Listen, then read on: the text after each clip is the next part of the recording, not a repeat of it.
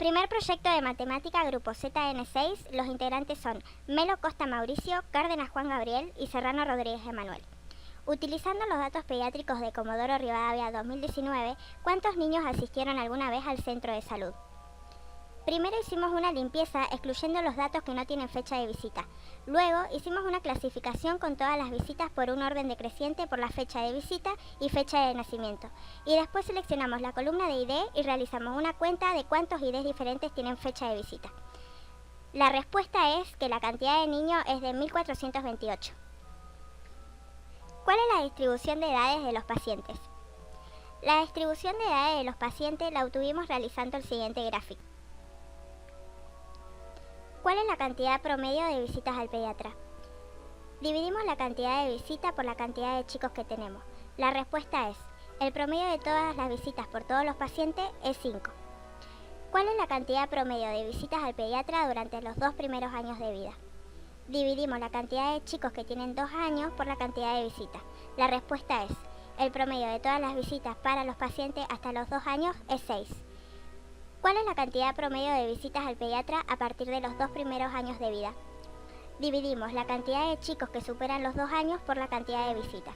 La respuesta es, el promedio de todas las visitas para los pacientes a partir de los 2 años es 3.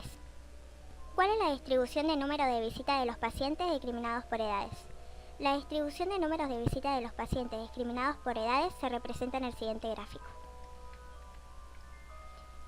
Comparar las curvas de crecimiento de 0 a 24 meses de talla-edad, peso-talla y BMI-edad. Separamos toda la información de la curva de crecimiento de la información pedida versus los meses. Después hicimos la fórmula de los cuartilos y luego realizamos una clasificación de menor y mayor. Calculamos de acuerdo a la cantidad por mes los percentilos, haciendo lo mismo para talla-edad, peso-talla y BMI-edad. La comparación de las curvas de crecimiento fue realizada con la libreta de salud de la Sociedad Argentina de Pediatría.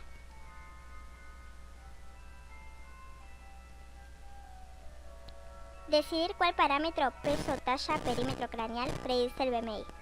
El parámetro para medir el BMI es peso-talla al cuadrado. Si un niño fue al pediatra al menos 2 veces, ¿cuál es la probabilidad de que vaya 5 veces?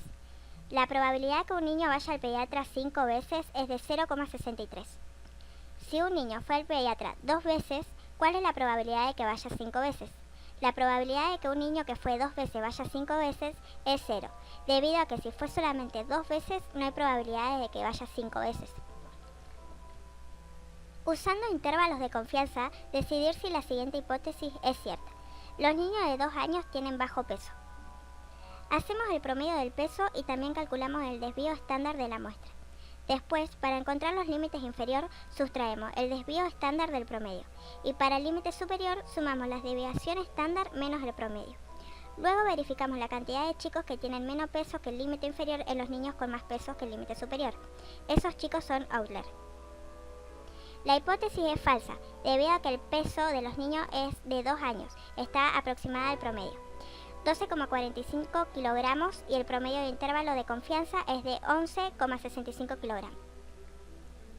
De la tabla Datos Pediátricos 2019, ¿cuántos varones distintos visitaron al médico? Los varones distintos que visitaron al médico son de 722. ¿Cuántas mujeres? Las mujeres son de 706. ¿Cuántos pacientes en total visitaron al pediatra? Los pacientes totales son de 1428. ¿Cuántos pacientes visitaron al pediatra al menos una vez?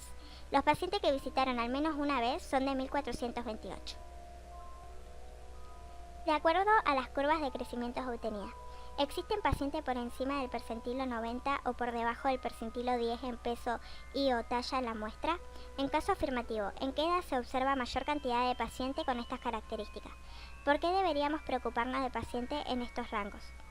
Si existen pacientes por encima del percentilo 90 o por debajo del percentilo 10 en peso y o talla de la muestra, el 10% de la muestra tiene 2 kilogramos bajo el promedio y 10% tiene 1,90 kilogramos por encima del promedio, con posibilidades de casos de sobrepeso y anemia durante los 2 primeros años de vida.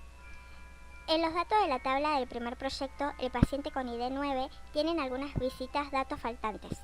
Utilizar modelos de regresión lineal adecuada para predecir datos faltantes. En los siguientes gráficos podemos ver cómo utilizamos los modelos de regresión lineal para obtener los datos faltantes. Si consideramos la variable fecha de nacimiento y peso al nacer, ambas variables están positivamente o negativamente relacionadas o serán independientes. Las variables son independientes, debido a que no tienen alteración la fecha de nacimiento en el peso. Solamente hay correlación positiva entre tiempo de vida y